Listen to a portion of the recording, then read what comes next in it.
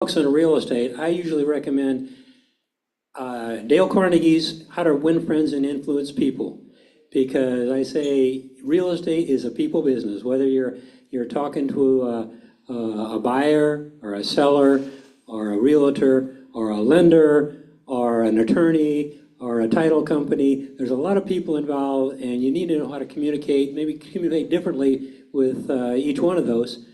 And so I was really pleased when tonight we've got Nicki Stevens. She's a communications expert, and she's been helping folks like us improve communications, build confidence, and increase productivity since 1982. She is a national speaker, but we are fortunate that she's based here in St. Louis, and it just so happens she's also a member of the West County Swing Dance Club, who meets upstairs every Tuesday. And so it wasn't, thanks to Brian, yeah, you didn't give a punch for your business either, Brian. He's my go-to HVAC guy here. He's also a member up there. And back a few months ago, back in the spring, I think it was, he brought her down here, and after the presentation that it was on, she came up to me and said, hey, I think I could offer some things to make a presentation for a group here. And we worked out the dates and everything, so we're really pleased to have with us tonight Nicki Stevens, excuse me. Put it up here. Thank you so very much. Hello. I am so excited to be here tonight. Thank you so much for the opportunity, and thank you, Lloyd, for the introduction. Lloyd's right. We're all in the people business. And the more we know about people, the better we can serve them, right? And of course, we get to know them through communication. Communication's the most important thing we do all day long. Why do we communicate? I'm going to make this as interactive as possible, so feel free, let me tell you, feel free to yell out your answers. Yell them loud enough so they can hear you. I'll repeat them for Zoom. If you have any questions, raise your hand, because I'm happy to take questions. The questions that you have are most important for me to cover tonight.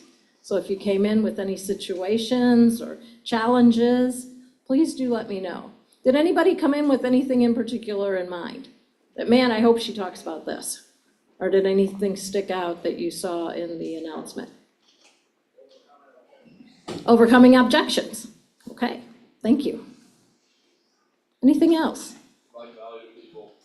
I'm sorry? Provide value to people. To provide value to people. Okay. The information they need to give you the results you want, right? Building relationships. Good. Close deals. Okay. So to influence them. All right. Anything else? How to get started. Okay. I'm going to give you 5 steps to prepare for any conversation or any kind of communication, really. And I'll tell you, the communication I've seen in the room so far tonight has been very impressive. You know, the number 1 fear among Americans is speaking in front of people. The 3rd greatest fear is death. So they say people would rather die than get up and speak in front of a group of people. And many of you stood up and spoke so well, and I'm like, wow, I'm impressed already. And thank you, Lloyd. Lloyd just handed out a piece of paper, right, to you. And at the top of that piece of paper, on one side is an action list. I always like to give an action list so that you can keep track of what you're going to start doing and stop doing. So when you hear something tonight and you think, man, I didn't realize that was hurting me, we can put down, stop doing that. Or something. If you hear something and you think, wow, I need to try that, that might just work, you put that in the start doing column. Now, of course, you're going to hear things and you're going to say, yeah, I've been doing that. And isn't it good to hear somebody else say that's the right thing to be doing? And that's when, and do this with me so I know you got it. That's when you're going to do this. You're going to reach out your right arm real far. Do it with me. Reach out your right arm real far. Bend at the elbow and pat yourself on the back, which we don't do often enough. Because, yep, I'm doing that right. She said that's right. So that's the continue doing. And then, of course, like Lloyd said, we need resources. We always need resources to help us, because we gotta work on this every single day. Do you think anybody is a perfect communicator?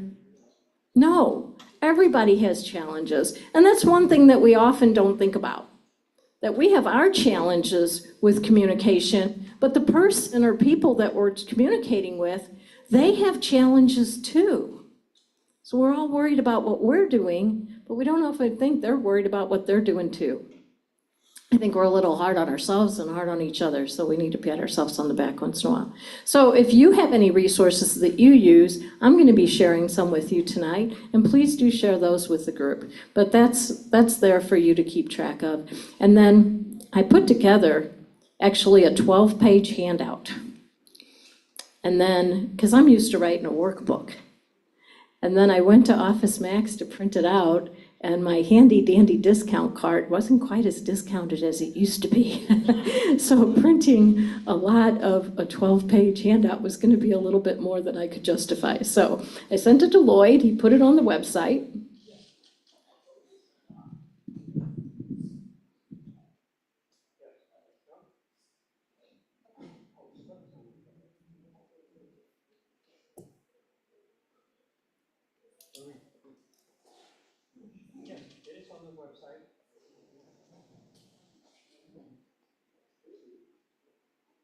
Anyway, it's on the website.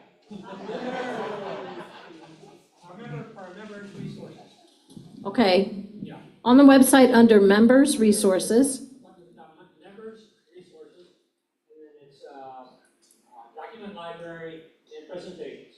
okay, Member Resources, Document Library, Resources. Presentations, I beg your pardon. Document Library. In the Zoom chat. Oh, it's in the Zoom chat for the people on Zoom too. Okay, fantastic. So feel free to print that out. And there are some blanks in it, but it's a good way for you to say, oh, do I remember what she said this was, and fill it in. So feel free to print that out. I quickly this afternoon put together this one page for you to use during the session tonight.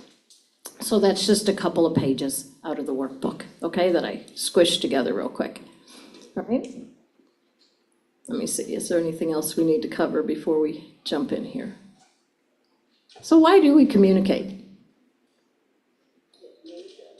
To get to know each other? What else? Get things done. Nothing happens without communication, whether we're communicating to ourselves, with one person, or with a group of people. We communicate to get results because we want something to happen. And if we're not getting the results that we want, what do we need to do? Do something different. Communicate differently. Try something new. So my goal tonight is to give you lots of different ways that you can do this. And of course, the most important thing is thinking about the three components that we use to communicate: body language, tone of voice, and words. So we'll also cover that. We'll cover listening skills, and we'll talk some about conflict, because I know that's a biggie. Okay? So first of all, let's think about the definition of communication. The imparting or interchange of thoughts, opinions, or information by speech, writing, or signs. Think that's a pretty good definition of communication? Who's the most important person you communicate with all day long? Your spouse. You are more important than your spouse. Because what is going on in our head is coming out our mouth and coming out our fingers. So it's very important to listen to your self-talk. And what triggers body language and tone of voice? Thoughts. And what triggers thoughts? Emotions. So all that emotion, all that stuff going on in your head is coming out in your body language and your tone of voice. So we'll talk about that tonight too. How do you manage emotions so you don't give away your power, right? So remember, the most important person you communicate with is yourself. Let's take a look at the traditional communication model. So the sender has an idea. And they want to send it to the receiver. So they send it off to the receiver. The receiver thinks of a response and sends it back to the sender. That's the way we think about communication, right? But when you take a closer look at communication, I think we're missing a step in there. Because what happens is the sender has an idea, and they encode that idea. And then when the receiver gets it, they decode it. What do you think I mean by that? Encode and decode. What are we encoding and decoding with?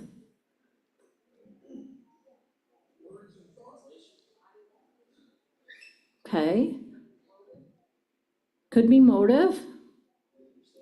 Could be how we understand it, how we see it.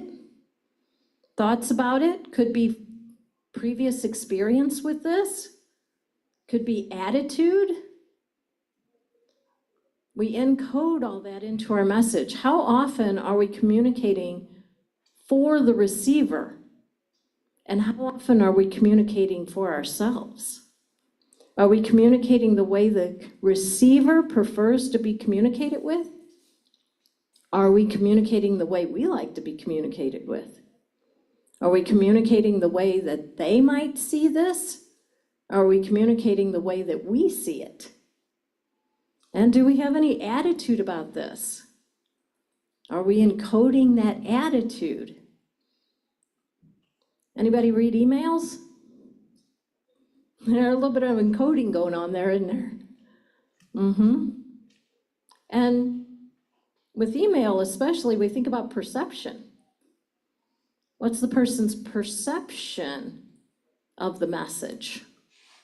We all have our own perception. So that's why it's really important to think about, what am I encoding? What are my emotions about this situation? How do I see this? And am I communicating for me, or am I communicating for my receiver? Think about, and then how are they decoding this? What emotion do they have about this? What past experiences, what fears, what objections? And thinking about that as we send the message to them. What are they decoding it with? And when we're the receiver, what are we decoding someone else's message with? And doing that perception checking.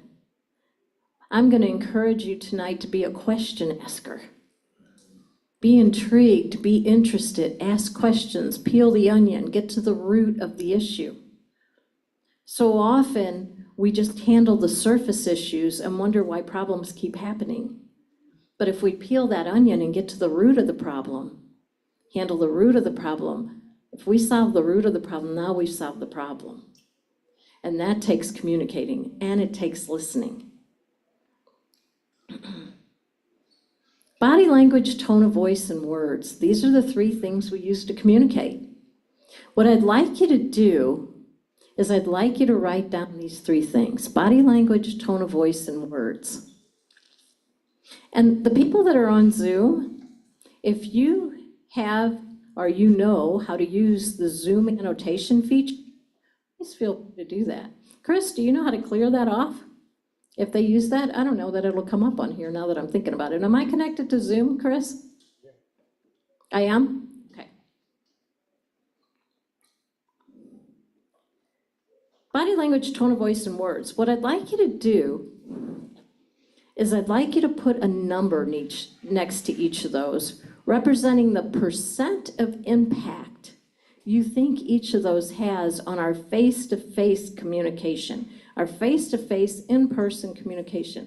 What percent of impact do you think each of those has? Which do you believe the most? Which do you pay the most attention to?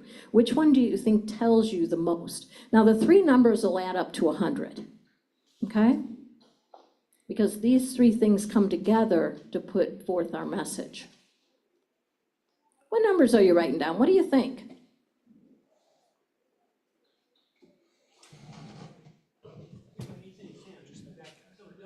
Oh, thanks so much. Anybody need a pen? Lloyd's got some.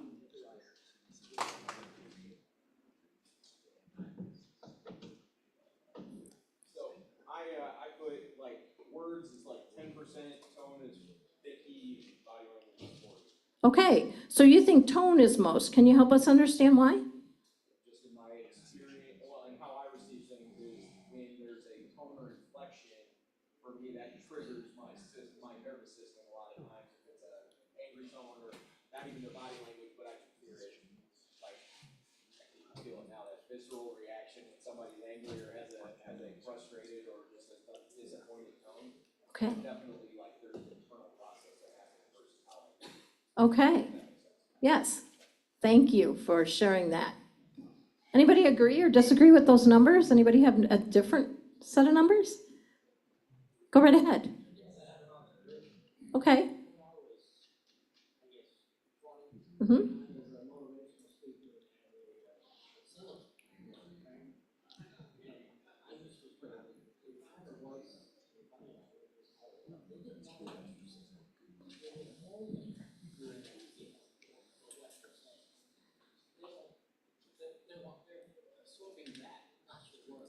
Okay.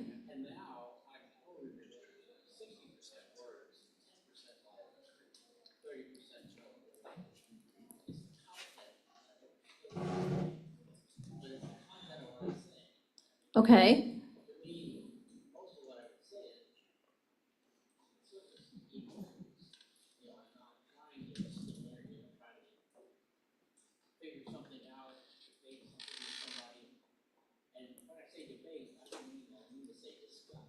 Okay.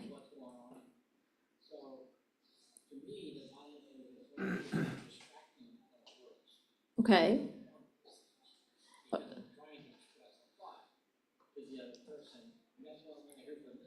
Okay.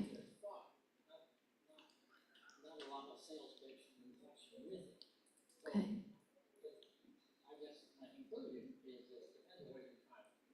All right.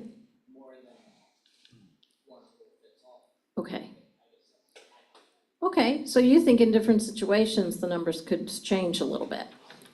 Okay. 10, 30, 60, because you are looking for the content, and the body language and tone of voice are distracting. Okay, you don't want to see that, it distracts you.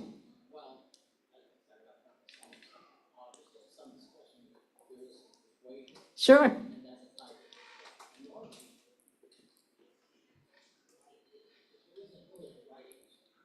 Okay. Okay.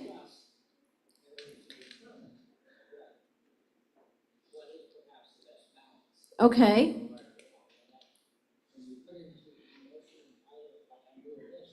Hmm. Okay. Okay, and let me ask you a question. Is it distracting when it doesn't match?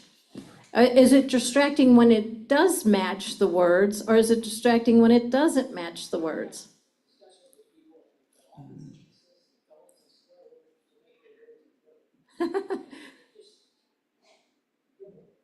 Okay. Okay. Okay. Okay. Okay. All right. Okay.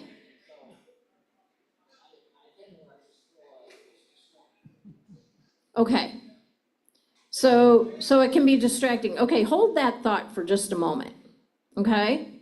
Has anyone ever communicated with you without using their words, without using their voice? Did you cut anybody off on the highway today, and when they went back by you, they told you were number one? Yeah, we communicated. Anybody get the evil eyeball today? Anybody live with teenagers?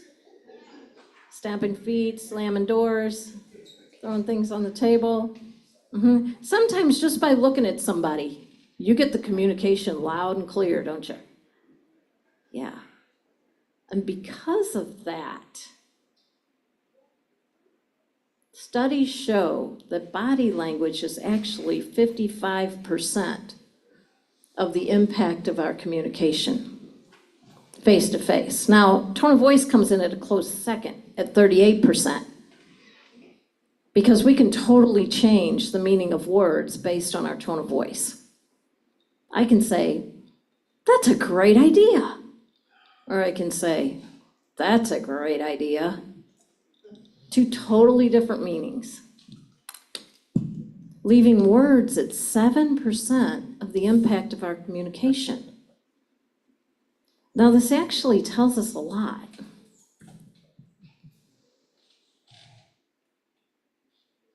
Because it says that we'll believe someone's body language and tone of voice before we ever believe their words.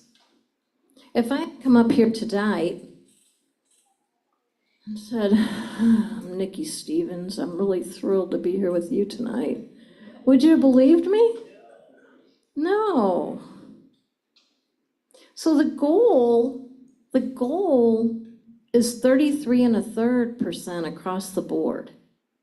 We want our body language, our tone of voice, and our words to all match, to put forth the most impactful message possible. Because if your words say one thing, and your body language and tone of voice say another thing, people are gonna believe your body language and tone of voice every time. And we said that emotion triggers body language and tone of voice. So when you're communicating, your goal is 33.33 across the board. But what this also tells us is that we should pay attention, purposely pay attention to other people's body language and tone of voice, because that's going to help us guide the conversation. It's going to help us ask questions. Would you agree that a lot of people are not willing to tell us what they're really thinking and feeling? But their body language and tone of voice tell us. So that helps us peel the onion, right? We want to make sure ours all match. And when you're preparing for conversation, which of these three do you typically prepare? Our words. Do you ever prepare your body language and tone of voice? From now on you are though, aren't you? So when you prepare, let's not just think about our words. Let's think about the body language and tone of voice that will go along with that, so that all three are matching and they're all telling the same. And that's why I start out with the most important person you communicate with is yourself, because what's going on in your head is coming out your body language, coming out your tone of voice. So you want to make sure that you find your passion about what you're talking about, so that it's not so hard to manage our body language and tone of voice later when we talk about conflict and managing emotions. That's going to help us manage that body language and tone of voice. Does that make sense? Yeah. Does that make sense?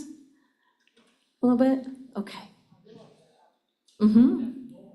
That's, yeah. And if the body language and tone of voice don't match the words, then it's very distracting for the people or person that we're talking to, because they're paying attention to that and they're not going to get the message, right? And it's going to be much more influential when all three are matching, much more believable and trustworthy. Now, this is face-to-face communication. On the telephone, we don't have body language. So tone of voice is 86. Oops, and words are 14. And if these numbers are true, where does that leave email? This also tells us that face-to-face communication is the most impactful, productive, effective form of communication. Writing is the weakest form of communication. We run with our perceptions rather than seeking the truth. Think of all the perceptions that we have when we're face-to-face. And now in email, everything's left up to perception, or in texting. Do you think email causes confrontation and confusion? Has a text ever been taken the wrong way? Or communication is difficult. And when you take out body language and tone of voice, it gets that much more. So if you can get face to face with someone, you're gonna have so much more productive communication. And I also encourage you to partner different forms of communication. Send an email and say, please look over this information and let's get together and talk about it. Then you get the benefit of both forms of communication, because email is a fabulous form of communication when used properly.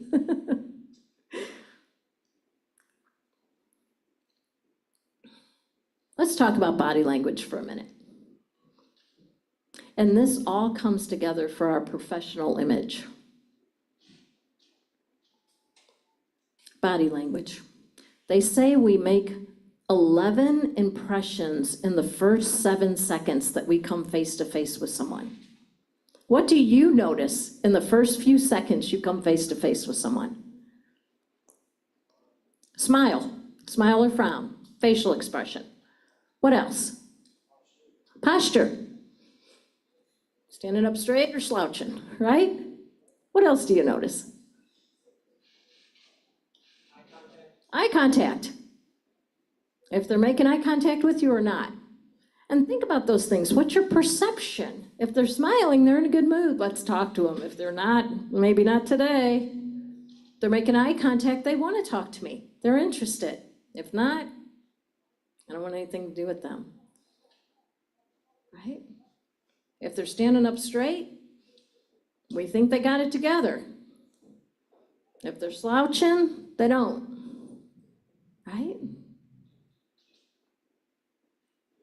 I had a woman at the end of one of my seminars come up to me. Now, this was a 6-hour seminar.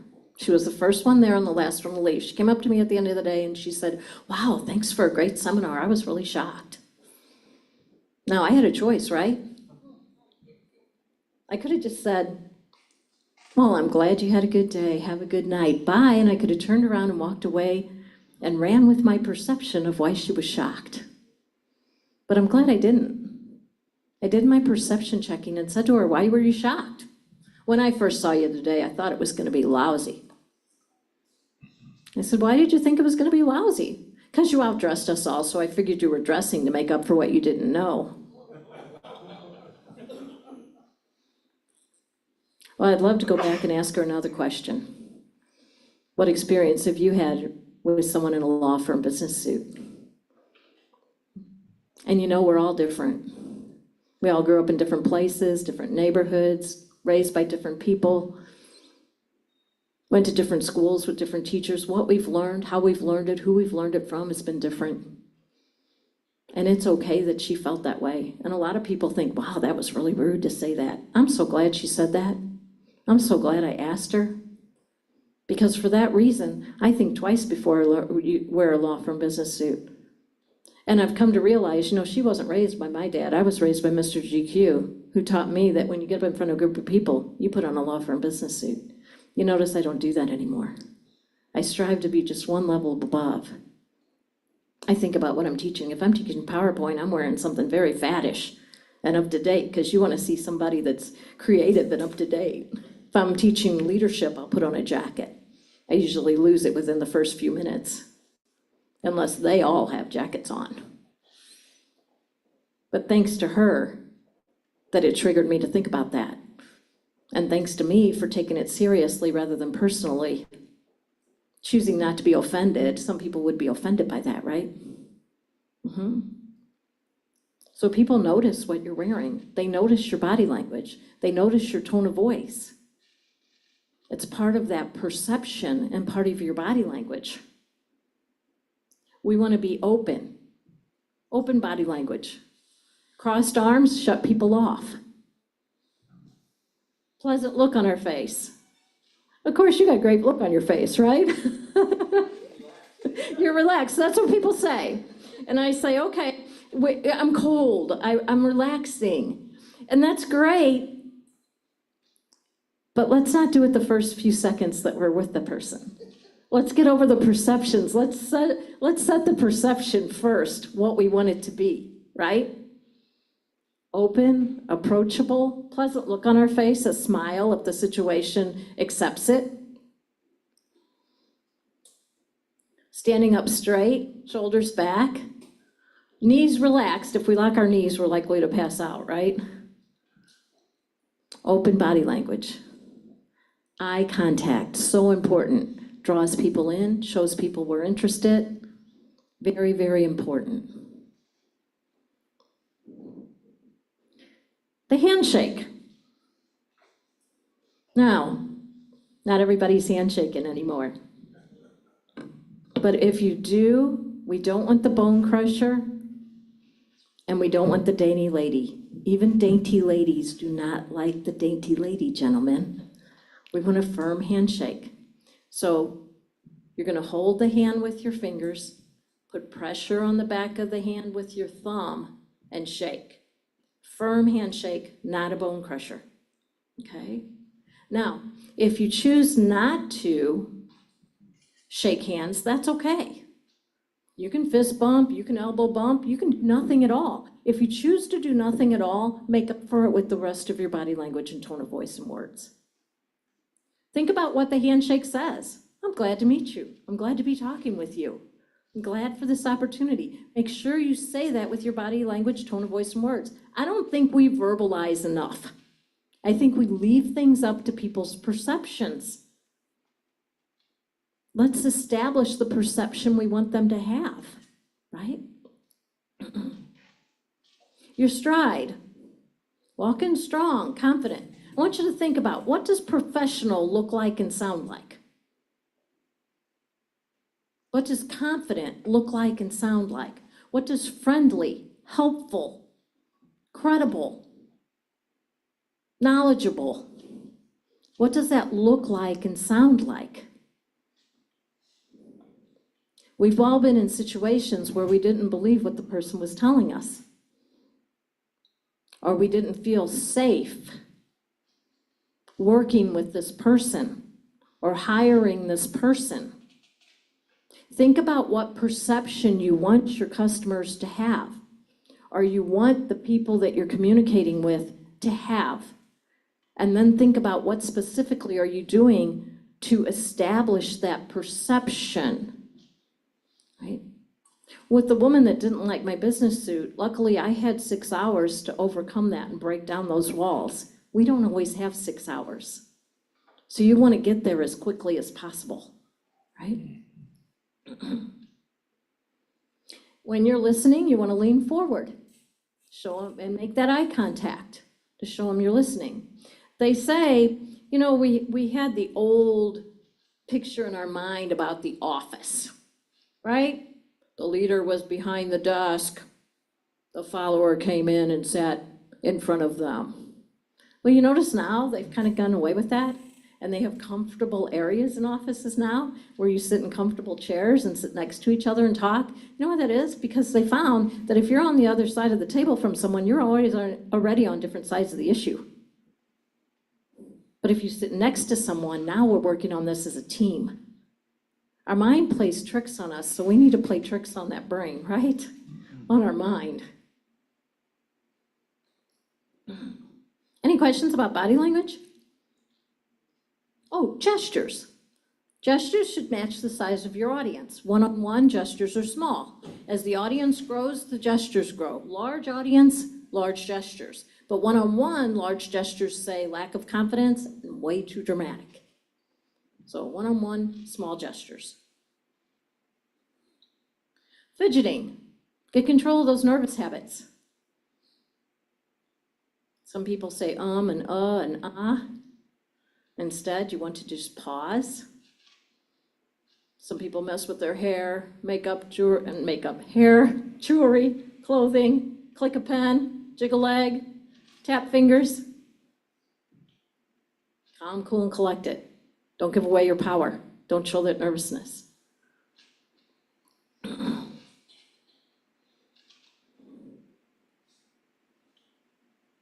Tone of voice.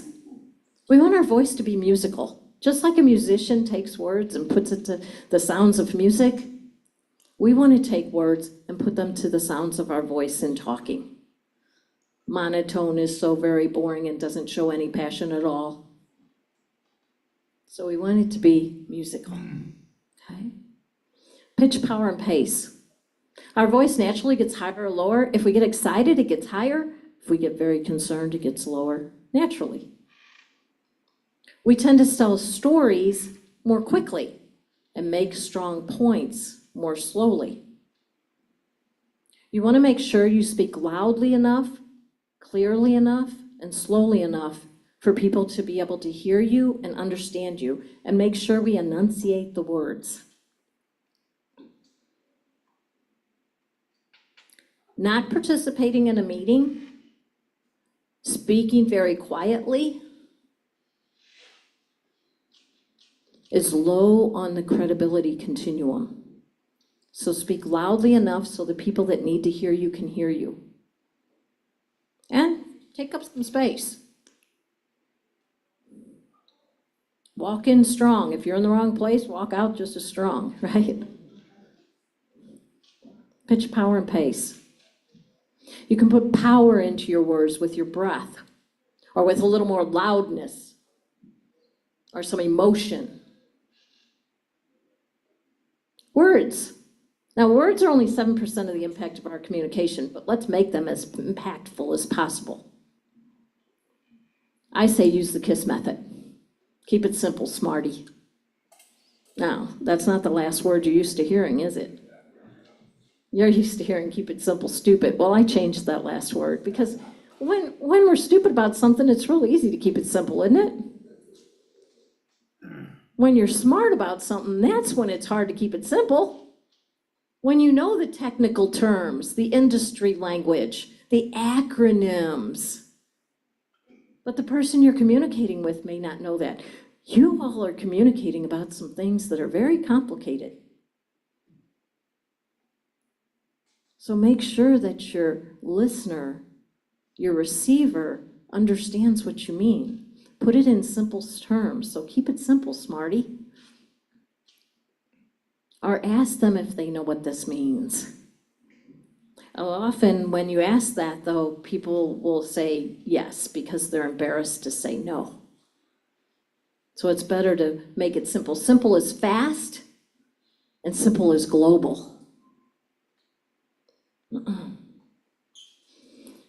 Be careful about slang, cliches, jargon. Not everybody understands what those mean. A friend of mine sent an email to Hong Kong and said, from here in St. Louis, and said, just give me a ballpark figure. And they wrote back and said, what's a ballpark figure?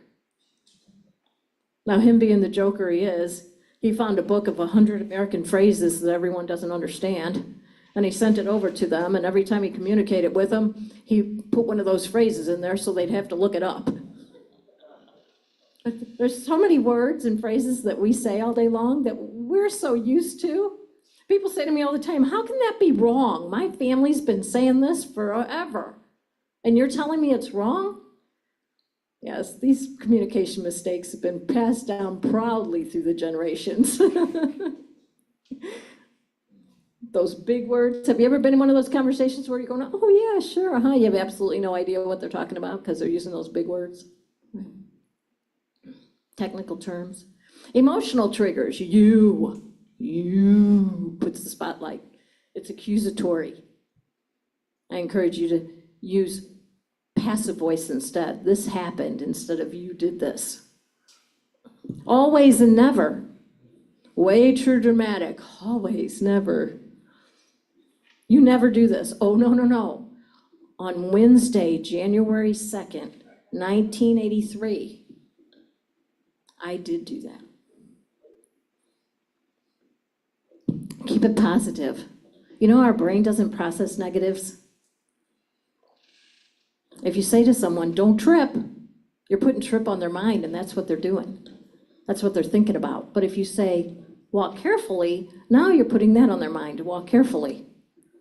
So let's tell them what you can do rather than what you can't do. What you're going to do rather than what you're not going to do. What you want them to do rather than what you don't want them to do. Put on their mind what you want them to be thinking about. Avoid weak words like could've, would've, and shoulda. Coulda, woulda, shoulda. Weak words. I can, I will, we're going to. Just. I'm just the. It's just.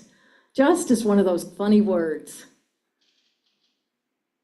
You're not just, you are.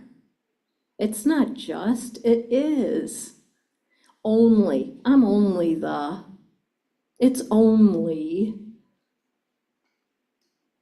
It is. These are very weak words. So make it much stronger by taking those words out. Be specific. Yes, question. With the stuff you've been talking about, like, what was your biggest struggle and how long did it take you to kind of get yourself off of it? Oh, wow. Yeah, so like, how long did it take you to kind of wean yourself off of something like a bad habit like that? Like, if you're using some of those words, or what was the one before that? Because like for me, I do a lot of those, and I'm like, how long does it take to fix that? They say that a habit takes 18 or 21 to 30 days. 21 to 30 days to change a habit to a better habit.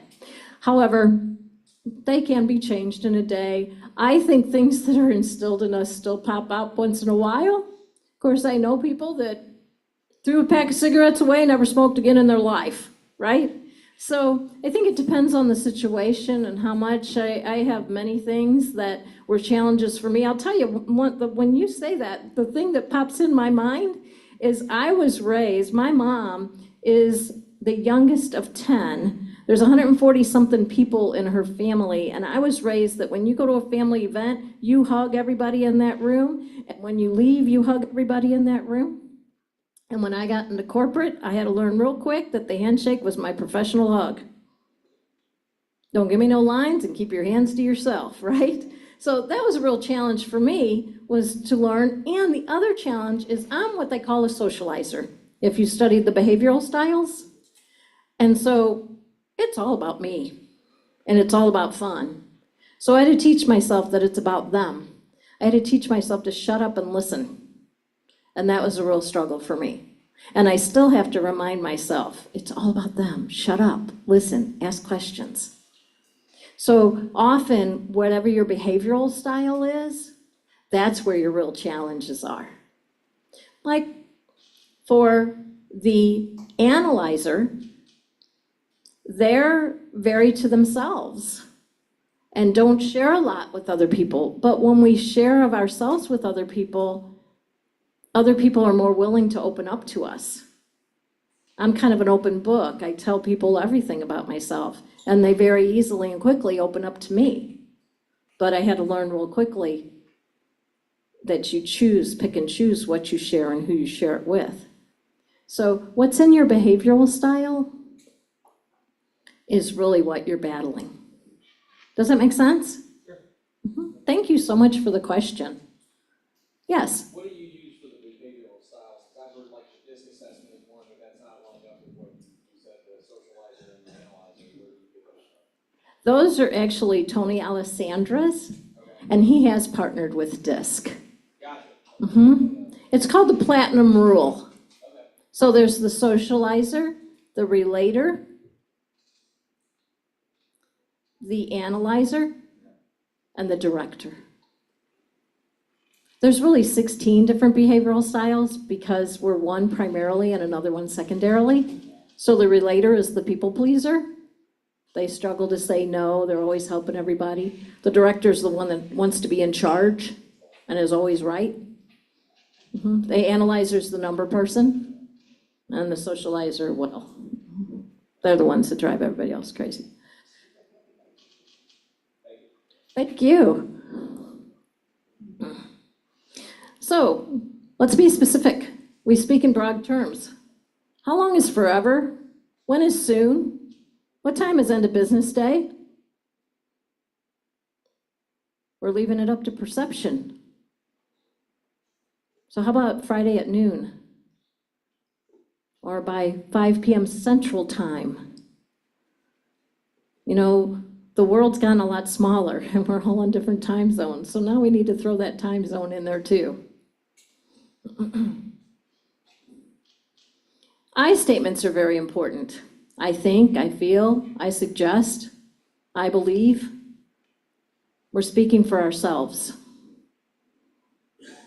Very strong, in my opinion, in my experience. And it kind of clarifies it that this is how I feel. You may be feeling differently. And it allows for that. Tactful phrases. I'd like to hear more about that. I'm sure we can find a way to work this out. I love that. I'm sure we can find a way to work this out. What they call that a positive expectation. It's important to state positive expectations. Help me understand. These are magical words. You see how much more comfortable that is than why? Why is like a spotlight, but help me understand puts it on me. Help me understand. I'm the one that's confused. Not your problem, it's mine. Help me understand. Instead of why. So while words are only 7% of the impact of the communication, it sure can be impactful. And it can certainly make a difference.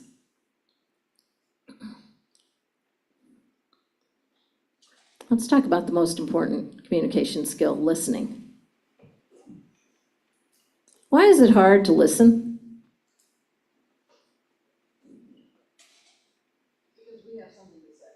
Because we have something to say. We tend to listen to respond instead of listen to process. We need to listen to process. We have a lot going on your mind. Deadlines, things we need to get done, other things going on.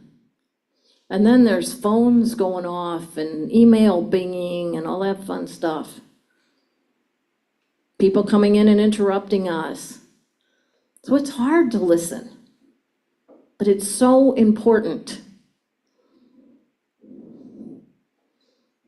All these are reasons why it's hard for us to listen. We're waiting to hear what we expect them to say.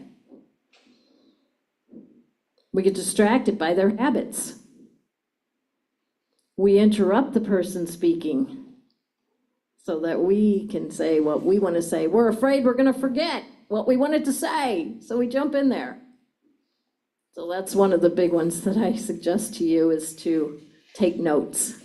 If you tend to be an interrupter, have a pen and paper with you all the time. Or know how to use a notes app on your phone and take notes instead of saying it out loud and wait till they're done.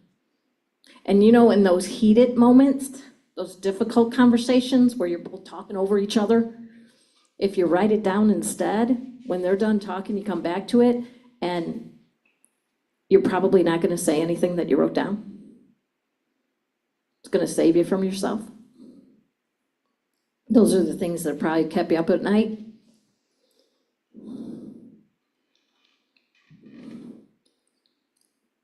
So let's process to respond. Stephen Covey taught us in the 7 Habits of Highly Effective People. Is that an oldie and goldie? How many of you are familiar with the 7 Habits of Highly Effective People? What's the 5th habit?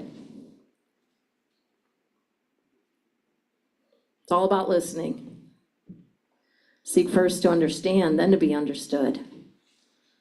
We can't begin to solve a problem until we fully understand what that problem is. And we're back to asking questions, which is so important. Here's some listening techniques. First of all, let's eliminate the distractions. Turn the phone off, put it aside. Move away from the computer. Lean forward, make eye contact. Take notes, like I mentioned. Ask questions. Anything you don't understand, ask it. Ask the question. Drives my father crazy. My daughter asks him all kinds of questions. Why, Grandpa? What do you think? Why do you feel that way? Oh, and I visited my granddaughter recently, 4. She's 4. I said, Madeline, why don't you want to do that? Because I don't. Madeline, why do you want to do that? Because I do. I thought, man, I put that in my seminars. That's really good. So ask questions. Keep an open mind. How often is it, this is the way it's got to be done? This is the only way it is. Let's open our mind to the possibilities. No matter how experienced we are, or how old we are, or how much we've been doing this, how long we've been doing it, or how well we've been doing it, there's always a new idea. And let's not interrupt. There's one time, or you can call it two, that it's okay to interrupt. That's if the person's going on and on and on, or they're repeating themselves. Now, why do you think people do that? Why do you think people go on and on and on or repeat themselves? They have a weak argument? Why else?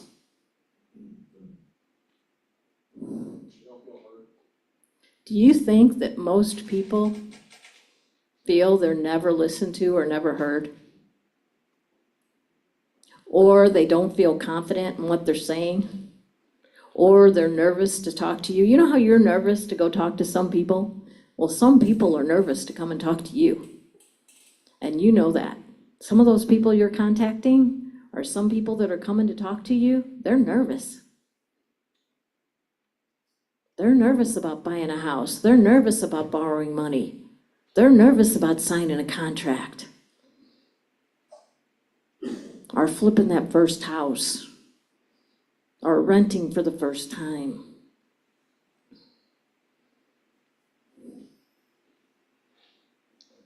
So, if they're going on and on, or they're repeating themselves, that's when you can jump in. And you jump in with something like this. Before you continue, let me make sure I understand what you've already said. And then you summarize and you guide the conversation along.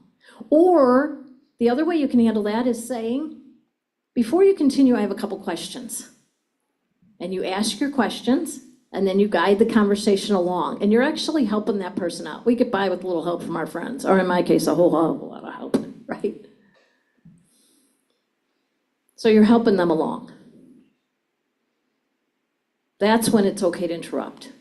Otherwise, take notes and listen. And listen beyond what they're saying. Not only what their words are saying, but what is their body language and tone of voice saying? What do they want to be saying that they're not saying? And those are questions that you ask too. Make sense? Okay. Here's some questions, some examples of questions. Can you give me an example of that? How do you see that playing out? What do you think will happen if? What do you mean by this word, this phrase? Where can I find that information? When is the deadline? Can you help me understand how you came to that conclusion? Ooh, do you like that one? Can you help me understand how that decision was made? Or can you help me understand what went into that decision? Instead of going in and saying, I can't believe they changed that. What are you thinking? Can you help me understand why you decided to change that? See how much different that feels? What are your concerns about that? Any questions about listening? What about when we are the ones interrupted? Like, so you're giving advice on how not to interrupt, but what about when we are interrupted? Like, what's a proper way to let the other person know, like, let me finish, let me talk? Well, it depends on the situation, some. If they're interrupting you, that means they're really not listening. So I would say, let them ask the question, because it's probably a question. Or if they're going to contribute, let them contribute, and then continue the conversation with them. One thing that I like to use is LBs and NTs. Do you know what LBs and NTs stand for? LBs are, what do you like best? After a conversation, especially in a conversation that didn't go quite the way you wanted it to, and when somebody interrupts you, it's like, wait a minute, That's not what's supposed to happen, right? Well, if they're interrupting you for a reason. So let's take it seriously rather than personally. And if we say, just let me finish, that's kind of taking it personally. So just hear them out and let them talk. See what they're saying. And then afterward, do what I call LBs and NTs. Say, what did I like best about how that conversation went? And then NTs are next times. What will I do differently next time? You see, I mentioned I'm a talker, right? So I tend to go on and on and on, and then people zone me out. And my ex-husband did that all the time. And then he didn't remember things I told him. So I learned that I only tell him a little bit. So I started where I just tell him a little bit and let him ask questions from there. And I'd end up telling him everything I was going to tell him anyway. It's just that he was included in the conversation. Not everybody wants to be included in the conversation. Some people do. So when they interrupt you, they're actually giving you a signal that they want to be involved in the conversation. So in doing your LBs and NTs, you can think about, how could I have involved that person in the conversation a little bit more? Does that make sense? Mm-hmm. So that's taking it seriously rather than personally. You know what Q-tip stands for? I bring my bucket of Q-tips. You know what Q-tip stands for? QTIP? Quit taking it personally. You've heard that before, have you? Do you carry a Q-tip around? Take it seriously. When you take it seriously, it helps you learn and grow. When you take it personally, it destroys you. So feel free, take some Q-tips. Keep it in your pocket. That's it, back to that emotion, right? That's a great way to manage your emotions, to take it seriously. Just like the woman about the business suit. I took it seriously instead of personally, and it'll help me learn and grow. If I had taken it personally, I would have walked away, not asked her any questions. And you know how we walk away and beat somebody up in our head? Yeah, right, I'm dressing to make up for what I didn't know. That's what you wear to a professional business seminar? Did you look in the mirror today? Isn't that kind of how we do people?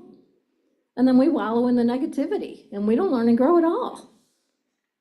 Or if I say, wait a minute, where's she coming from on this? Then I get to learn and grow. But thank you so much for the question. Any other questions? One more. Yeah. How many seconds did you take it personally? You can take it a little personally. Boy, I could say so much about that. That's a biggie, isn't it?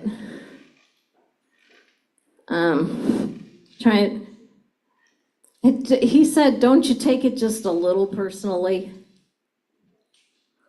Sometimes. Okay, I'm going to tell you the biggie. I'm going to tell you, you asked, how long does it take you to overcome some of these bad habits?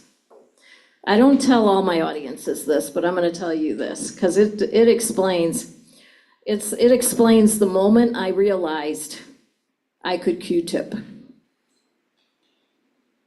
I had a gentleman that I was dating for over 5 years tell me he thought my body was repulsive, and he always felt that way.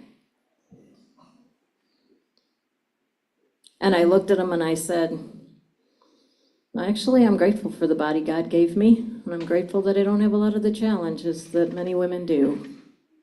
And I realized that bodies age, and I'm willing to accept that and understand how beautiful that can be. And I didn't punch him, I didn't hit him, I didn't storm out, and I was on the second day of a 2-week trip in a van.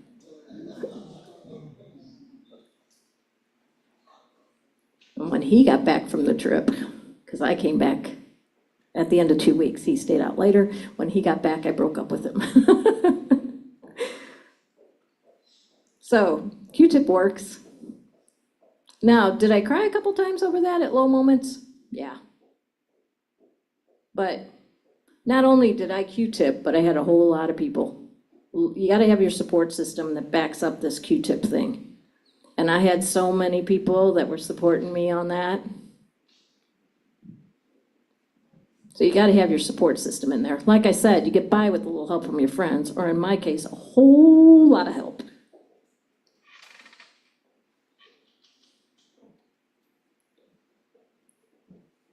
Let's go through the 5 steps to preparing for any communication. What's the most important thing you think about anytime you communicate with anybody? Okay, even more important. Okay, even more important. What do you start with? Your audience. Who's your receiver? Age, gender, culture, knowledge about the topic. How much do they know about this? What's their previous experience? What impact do they have on the outcome? What's their emotion? What's their pain point about this?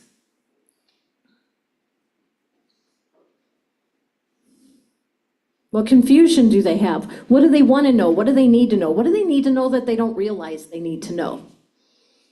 You want to know as much as possible about your audience. And if you can't know it before you start talking to them, when you start talking to them, you ask them those questions. Because you want to know as much as possible about the audience. Seek first to understand, then to be understood. Number 2, why are you communicating? Why are you communicating this information to these people at this time? And number 3, what do you want? What do you want this receiver to be thinking differently, feeling differently, and doing differently after this communication? Now, do you see, if you ask yourself these 3 questions first, how targeted the information that you give them can be? Instead of just starting to talk or just starting to type without considering these 3 questions. The 4th question is, which form of communication should I use? Which form of communication is going to be the best for what I need to communicate, for the results that I'm looking for? Like text. What's the pros and cons of text? What's the pros? Why is text, when does text work? It's fast, it's quick, it's to the point. So it's best used when you just have one thing to say. I'm running late for the meeting. I'll be there in 15 minutes. Please bring the extra set of towels or whatever. Something simple and fast. It's when we try to use it for a long conversation that it gets kind of nasty, doesn't it? It's kind of confusing. So if we keep it simple, text works great. The con is that it can be easily misunderstood because there's lots of questions that need to be answered. Email. What's the pro of email? Why is email a great thing? Professional. It's professional. You can refer back to it. It's documented. Detailed. You can attach documents to it. You can think through it. Writing is great because you think through it before you say it. You can go back and edit it. You can save it and come back later and look at it and read it and say, do I really want to send this? Or is this going to get me in big trouble? And once it comes out your mouth, there's no rewind button, right? So people tend to hide behind technology. Speakers hide behind PowerPoint. People hide behind email because, oh, I don't want to talk about this. I'll just shoot them an email. But you can't guide the conversation. That's why I say it's great to send an email and then say, let's get together and talk about any questions or concerns that we have. Right? Because then you can think through how you want to put the information and send the information to them, but still get together and talk about it for all the emotional aspects and all the confusion that could be there.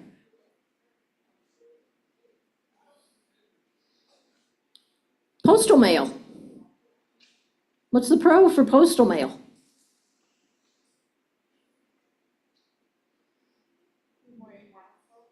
I'm sorry? It can be impactful. Emotional, okay. It can be. When you receive a handwritten thank you note, how do you feel? Special. Good. It's more impactful than just an email. It's more impactful. Yes, it feels more professional. It feels like someone took more time and spent a little money on it. It's very professional. Now, you want to make it comfortable when you write, because if you make it too formal, it feels like you're getting sued or audited, right?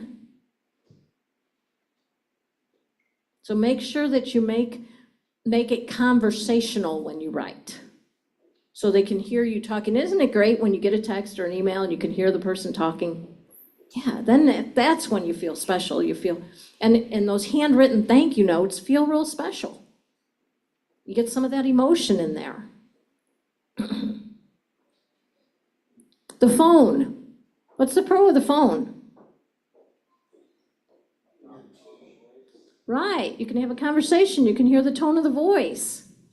So you can guide the conversation a little bit. Take a little more time. You can give responses right away and get questions right away. The con is you can't see the body language.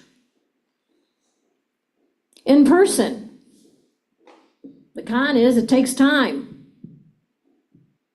The pro is you're right there. You can take care of things. You can see the body language, hear the tone of voice, hear the words, see the emotion, look beyond what they're saying. Social media. What's the pro to social media?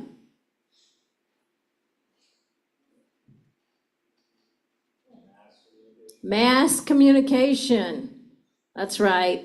Lots of people can see it. What's the pro of the website? The opportunity to give people lots of information about you and your organization. You just have to make sure that you have something that they can contact you if they want to discuss things with you. And social media, the con is you got to be really careful about what you put out there. That is your professional image at stake. Email, social media, websites, be very careful about what you put out there. Look at the big picture on it and how people will respond to that emotionally, right?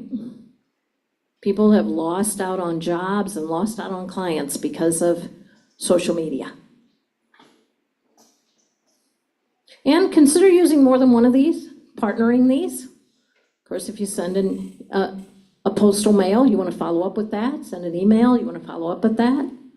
One thing, if I'll interject, that I found really useful is, I'd imagine it happens with people who don't have iPhones, but I like to use the voice memo. So it's, if you're simultaneously driving or you're doing something where not quite a phone call, but you can kind of communicate back and forth via, the sound of your voice with that recording. Just send it out as a text message. And then they hear your voice. I like it. Thank you for mentioning that. And that's the little microphone that's on there. Right. Oh, that's really cool. I like it. I know since we're talking some about customer service here, there's also a way to put a video into an email. I don't remember the name of the website that you can do that. It costs a little bit to do that, but I got an email. I signed up for classes online and got an email that had an actual video from her, and it came within 10 minutes of my paying for it, had an actual video of her thanking me, and she used my name. Nicolette, I just wanted to thank you so much for signing up for our classes. I'm looking forward to seeing you and getting to know you and helping you build your website. And I was like, wow. And when I worked with her one-on-one, I said to her, how'd you do that? And she gave me the website, but I don't remember what it was. But you can Google putting a personal video in email, and I'm sure you can find it. So really considering what form of communication you're using to get the results that you want, because remember, we're looking for those results. Whoops. And then the last piece is brainstorming. Brainstorming the content. What information do you need to give them to get the results you want? What's the who, what, when, where, why, how, the fundamentals. You want to make sure you have all the information in there. What do they need? So do you see, by going through these 5 steps, the information you give them will be much more targeted to the audience and who's receiving it. Does that make sense? That sounds like a lot to go through, but once you start using it, you'll get used to it and you won't even really have to think about it anymore. You'll just naturally be doing that. And many of these pieces you're probably doing now. Any questions? Okay. Let's talk about managing emotion. We said emotion triggers the body language and tone of voice. Emotion can totally destroy a conversation. It can destroy a relationship. But there are ways that we can manage that. First of all, Q-tip, as I shared. Take it seriously rather than personally. We get offended very easily these days. Choose to let it help you learn and grow. Ask those questions. Find out what they really meant by that. Let's talk about anger a minute. When we're angry, first of all the negative emotions are based in anger. And when we're angry, we're actually in fear of losing control of something that's important to us in our life. I'd like you to think about the last time you got really upset. And I bet you can target something you were in fear of losing control of that's important to you, am I right? And fear, broken down as an acronym, is false evidence appearing real. Because it's your perception that you're losing control when really you have a choice. You can react negatively and give away control, or you can respond positively and maintain that control. And when I say control, I don't just mean control of the outcome. I mean control of your self-confidence and self-esteem, your reputation, the relationship, and perhaps the outcome. So when you feel yourself getting upset, think to yourself, what are my choices to respond positively rather than react negatively? What am I in fear of losing control of? Think about what your options are. How can I maintain control? And if you're talking with someone else and they're upset, what are they in fear of losing control of? You know, when you're talking to your clients, you're talking to them a lot about money. And money can be very emotional.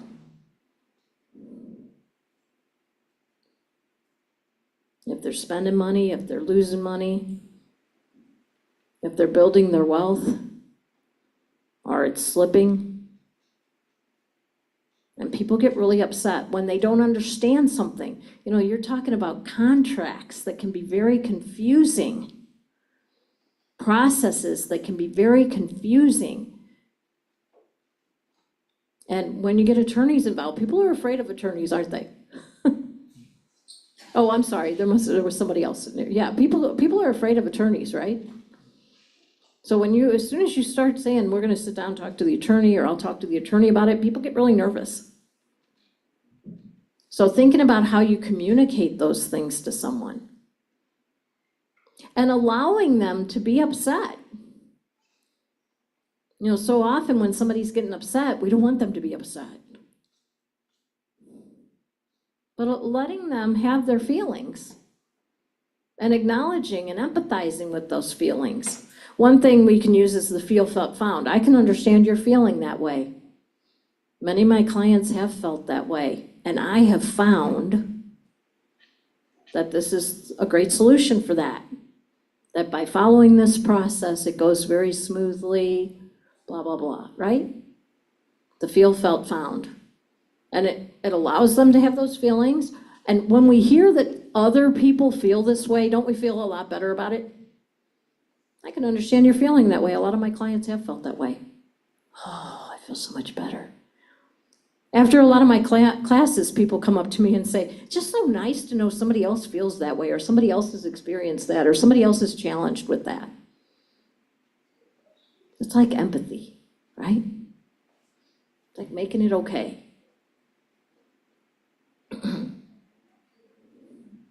So when someone else is upset, what can I do to help them realize the options that they have to respond positively rather than react negatively?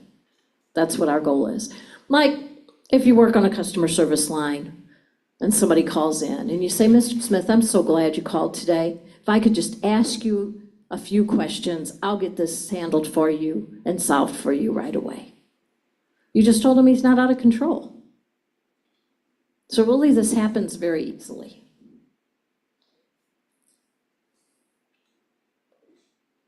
The feeling wheel. You know, we experience a lot of emotions, but we don't always express them. And we express them in ways that we leave it up to people's perceptions what we're feeling. We go in and we blow up. Well, if we look at the feeling wheel, first of all, and well, the one that's on that sheet is very small. You can Google feeling wheel, there's a lot of them out there. But we can look at this feeling wheel and determine how we're feeling, because often we don't understand how we're feeling to even be able to explain it to somebody else. But once we look at this, then I can say, when I heard about that, I was very disappointed because when you said that, I felt threatened because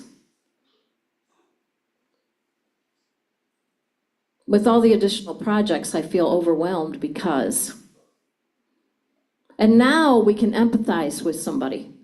You know, when somebody uses a feeling word, then we can empathize because we've felt all these feelings. But when somebody blows up, we go on the defensive. So this is having a conversation rather than a confrontation. Does that make sense? Any questions? Does it feel doable? I always encourage people to print out a feeling wheel and have it around to refer to. Works great with kids. Or if you work in an office or lead a team, it works great when somebody's upset. Want to talk about conflict? Now these all help us with conflict, you know. How do you feel about conflict? You don't like it, why not? It is stressful, very stressful. But conflict's inevitable, isn't it? We establish how different we all are. You put two people together, there's going to be conflict.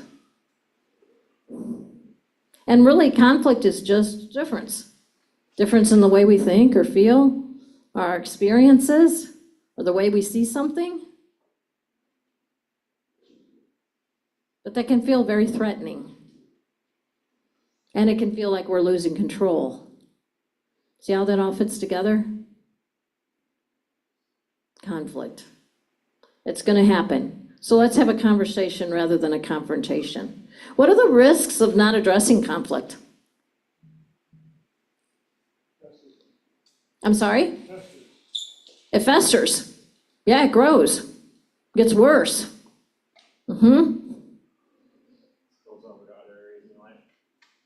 It goes into other areas of your life. It starts damaging other areas of your life. That's right. That's right. That's another challenge that I had. You never get to the root of the problem if you don't talk about it. That's right. And that gets into the other side. What are the benefits of conflict? The benefits. Solutions. You discuss it. Actually builds trust when you're willing to talk about it. Work through it, generates ideas.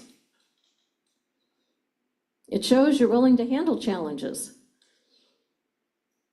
But most people feel very uncomfortable with conflict. Most people don't want to dive in. Took me a long time I have to tell myself, you got to talk about it. You got to bring it up. You got to discuss it. Those difficult conversations. But think about it, prepare for it. What causes conflict?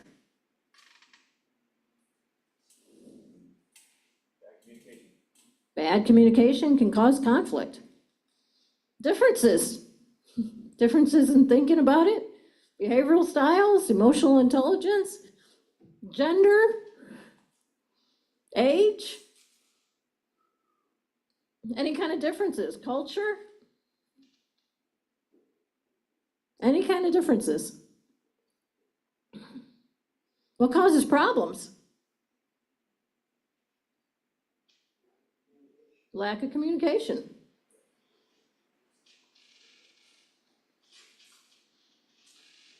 Inadequate communication. Wrong information, not enough information, too much information. The method.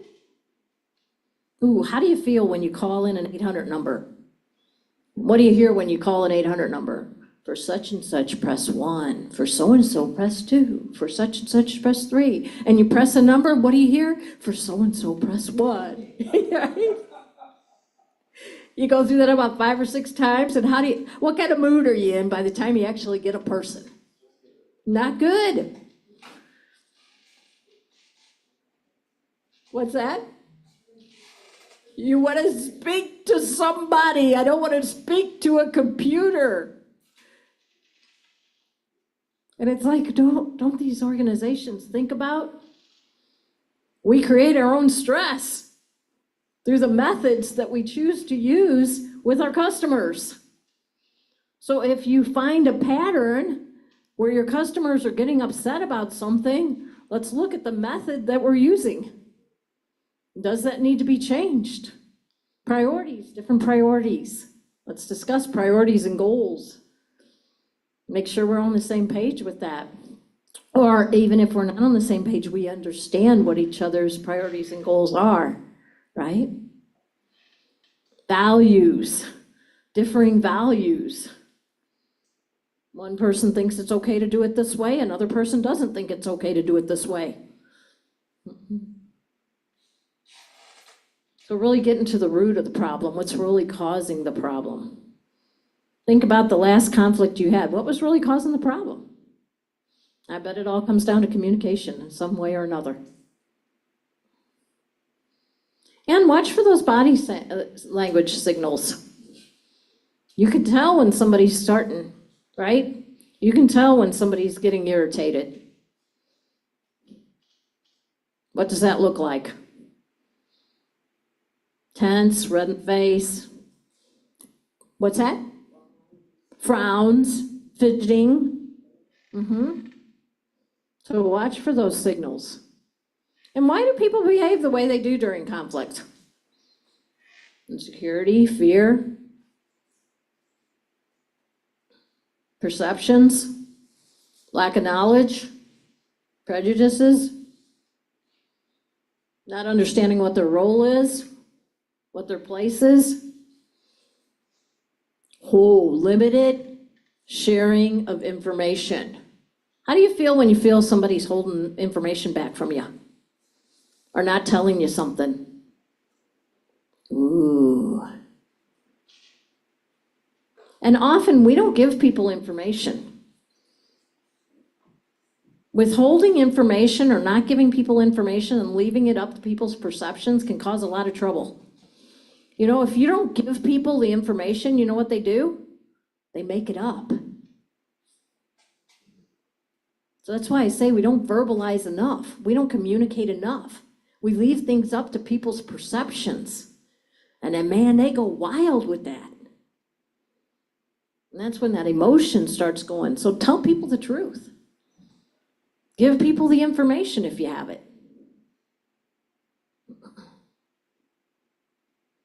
Here's some methods for handling conflict. First of all, Q-tip, take it seriously, not personally. Ask questions, seek first to understand, not then to be understood. Let's not generalize, let's be specific. Focus on the issue, not the people. Instead of mentioning the people, say this happened. Mary wrote the check for the wrong amount. So instead of blaming, just say the check was written for the wrong amount. Let's focus on the problem. Get the problem fixed. Doesn't matter who did it, let's just fix it. Emotional intelligence. You hear that term a lot.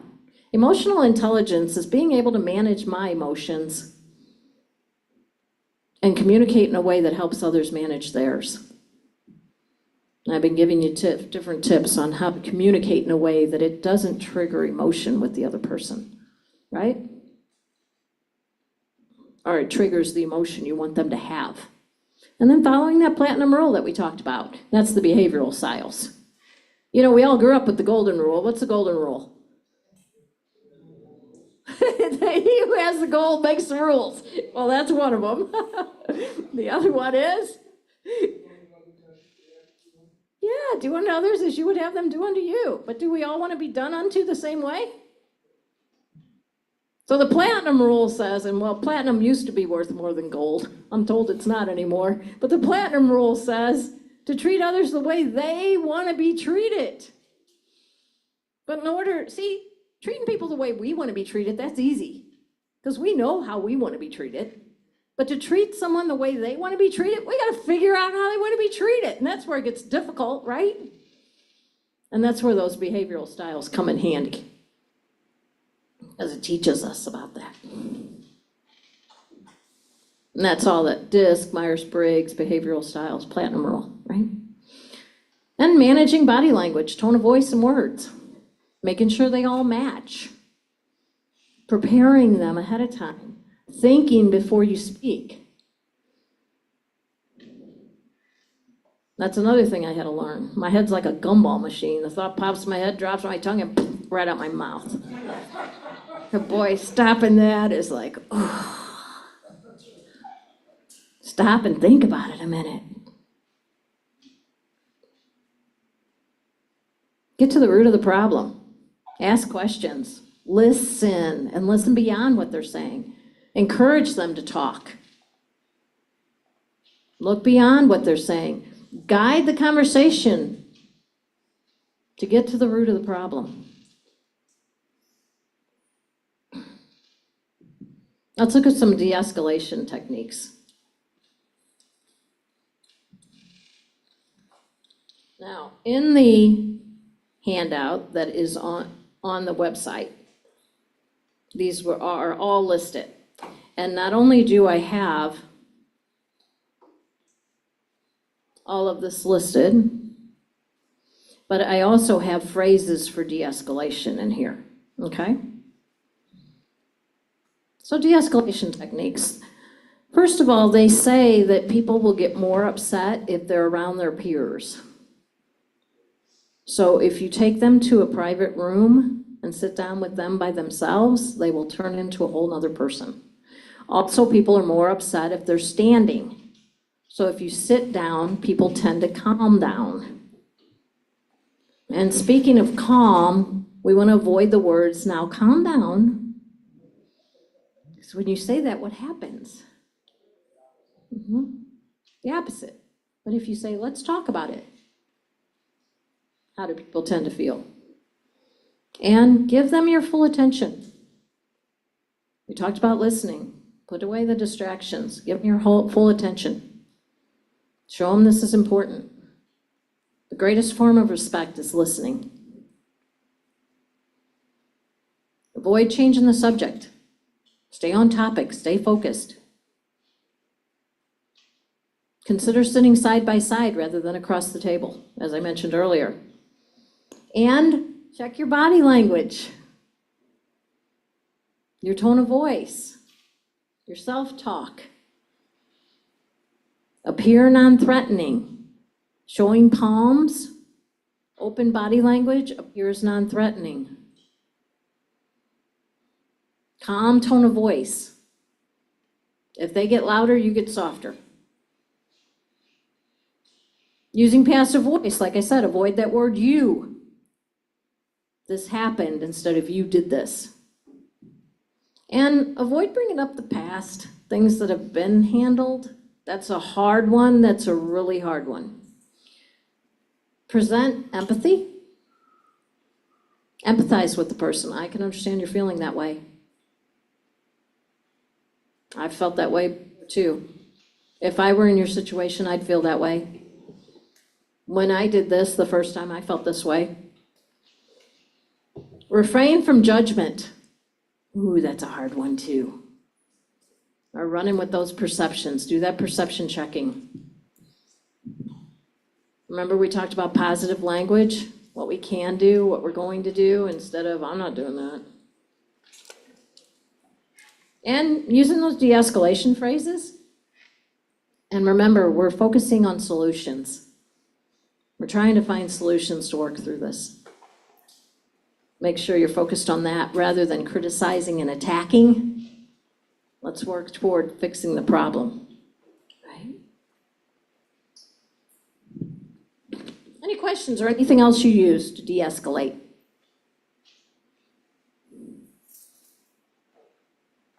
I'll share some of the de-escalation phrases.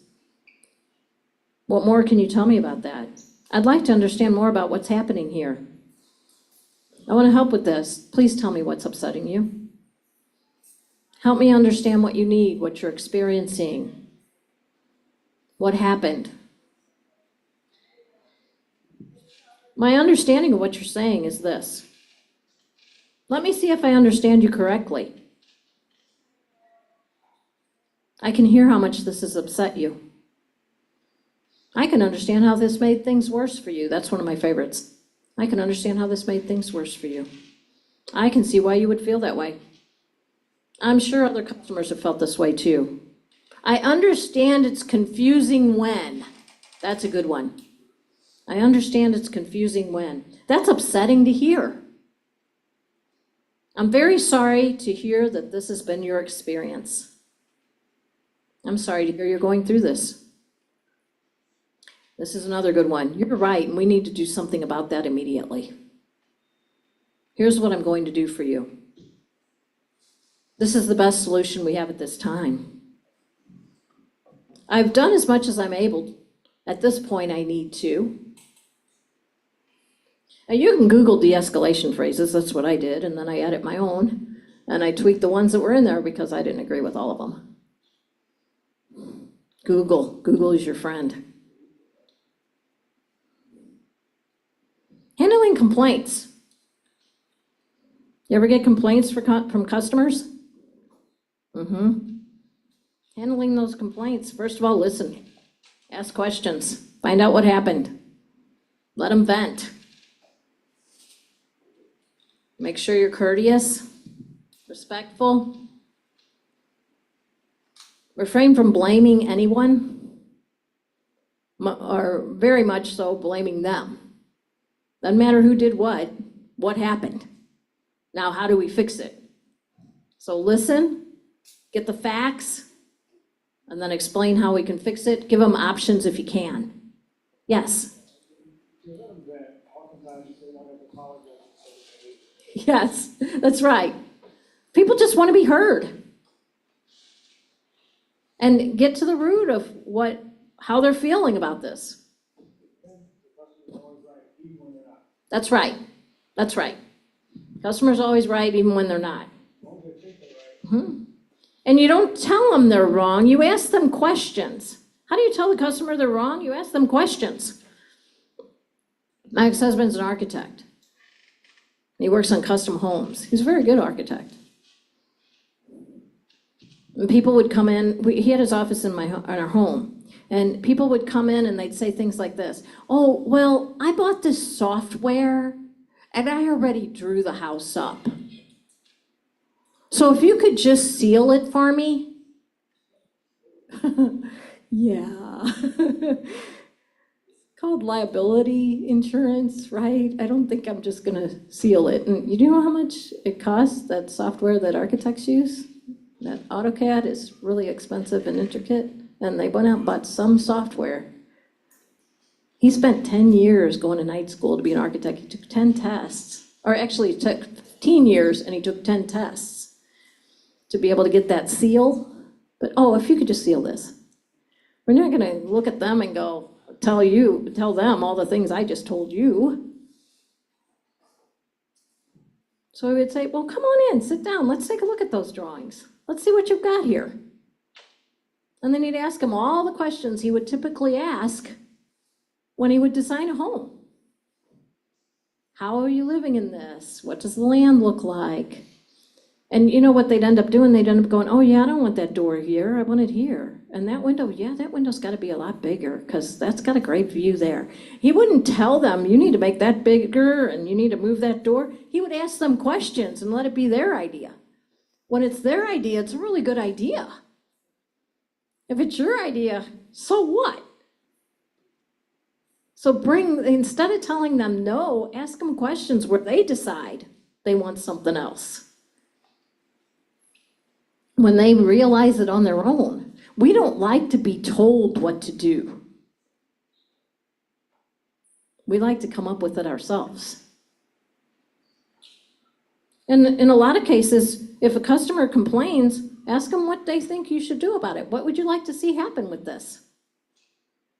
A lot of times customers won't ask for as much as we're willing to give. But make sure you explain the details of the solution and you give them a timeline and then you follow up with them. Any questions? Let's talk about those objections. When somebody has an objection or a question, they just haven't been given enough information. Or it hasn't been told to them the way they need it to be told to them. It hasn't been explained their way. So it explained it another way. But when they object, at least they're engaged. You want them to object rather than just walking away, right? Mm-hmm. You want them to ask questions. That means they're interested. It's managing our emotions when somebody objects, isn't it? Yeah. Take it seriously rather than personally. Because right away we think, oh, I screwed up. If they're objecting, I didn't do it right. Really, they just need more information. I have a lot of people that are sent to my classes. I contract to the national seminar companies and teach a lot of classes about communication. And I have people sent, within 2 weeks, I had 3 people tell me, and my boss told me either attend this class or you're fired. Thanks. It's become a game for me. How quickly can I turn that around? I had a woman come to one of my seminars.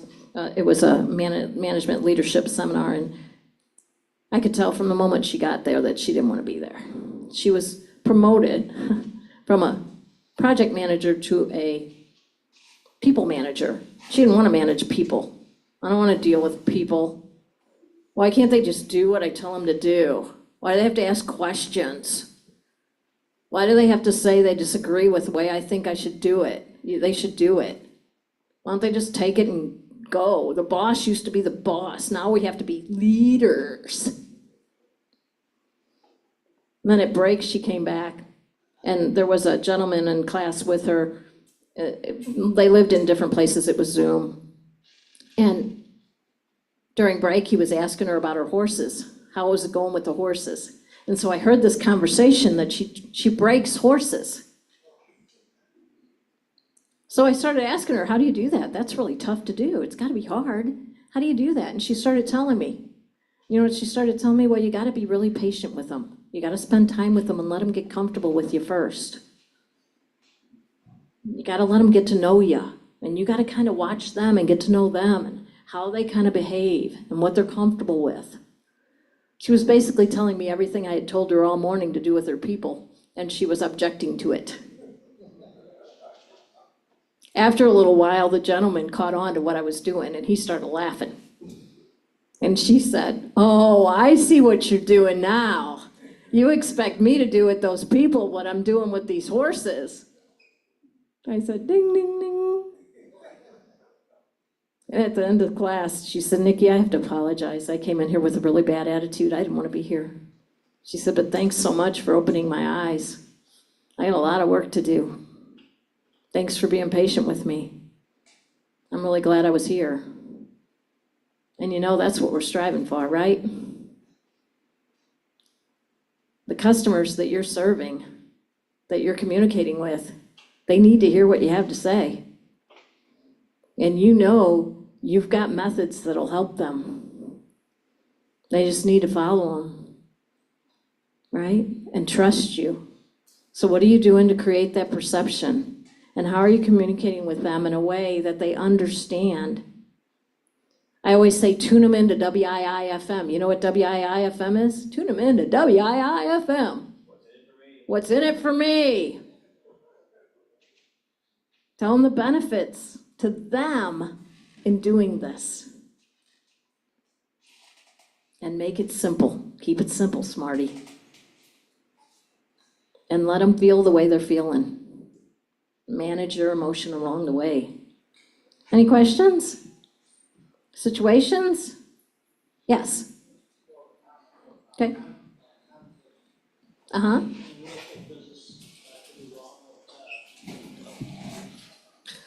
This is a more of a comment about conflict and dealing with conflict in the real estate business.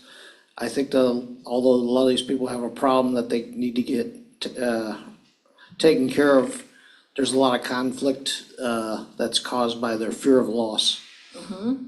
I agree with you. Yeah. And the embarrassment. True. Versus that they're more worried about their fear of loss versus what they're gaining. I agree with you. And letting them feel that way. And helping them see both sides of that. Any other questions? Yes.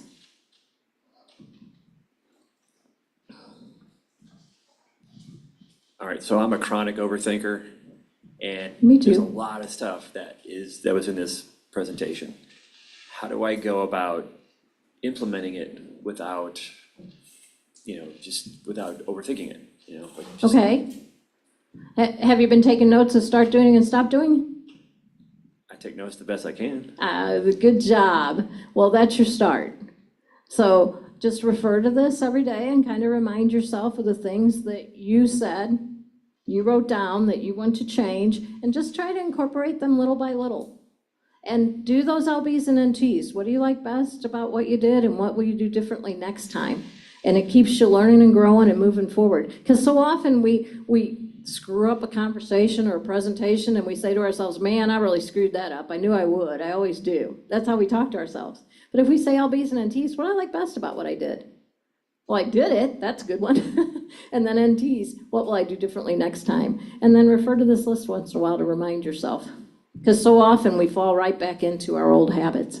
I also am big on making signs and keeping signs around to remind myself of what I'm working toward accomplishing. Okay, thank you. Thank you very much.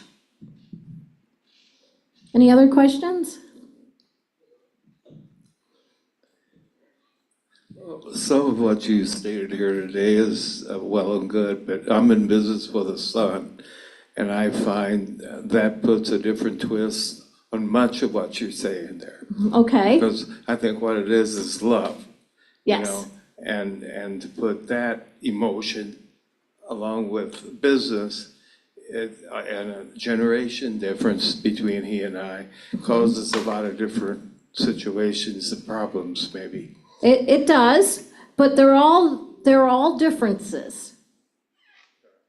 Like any other difference.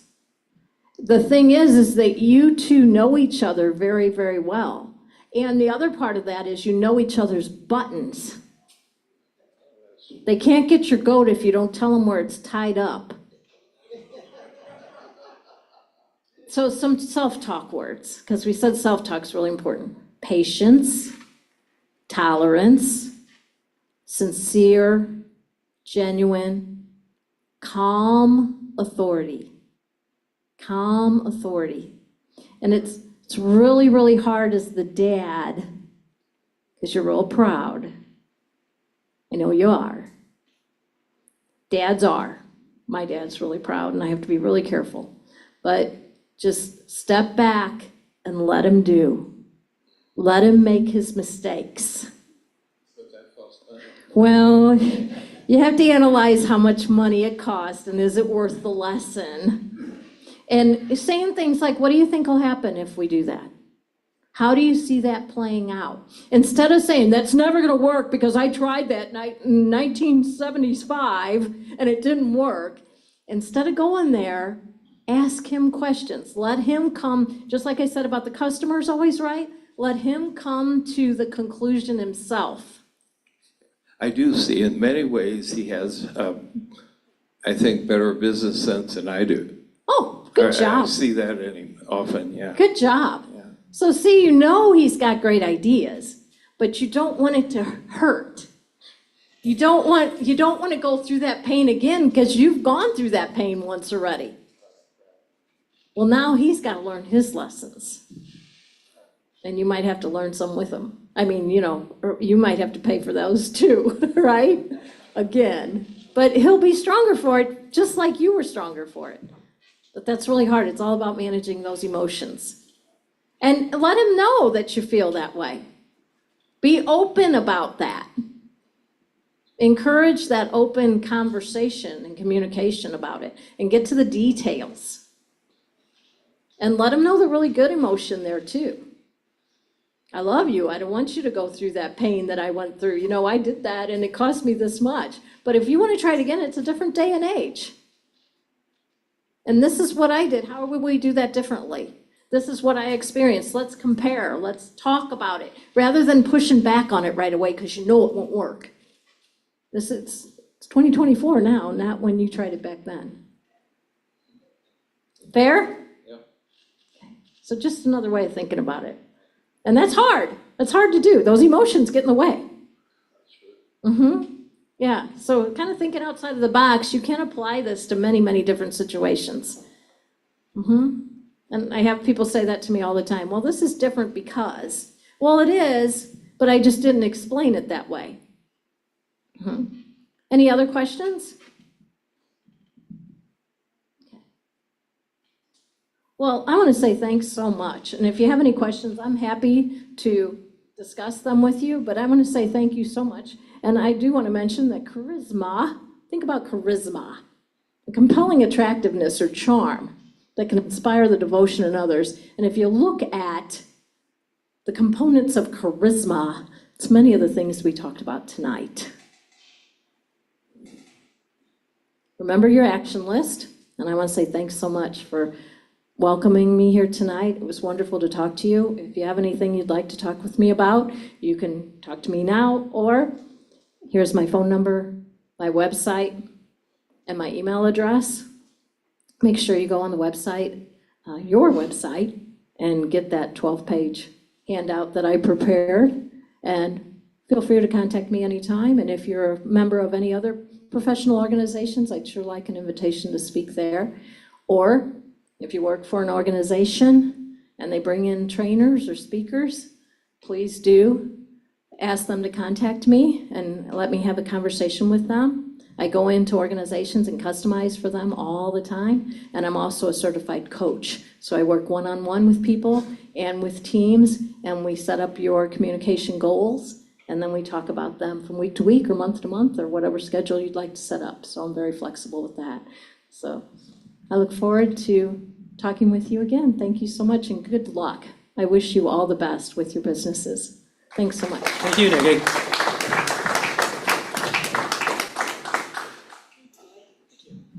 Thank you, Nicki.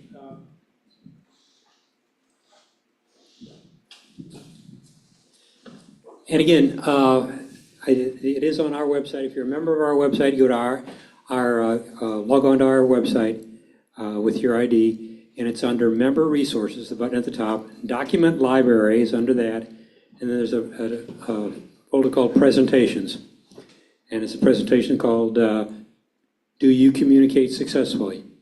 It's a whole workbook, or 12-page presentations of it is all right there.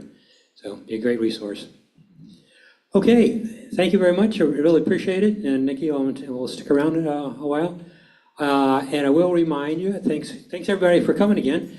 And I will remind you because a lot of us are landlords and we like to, when our tenants leave, we like them to leave our place really clean. And as a consequence, tonight, we're tenants of this facility, and we want to leave it nice and clean, so we're invited to come back again and re-rent it in the future.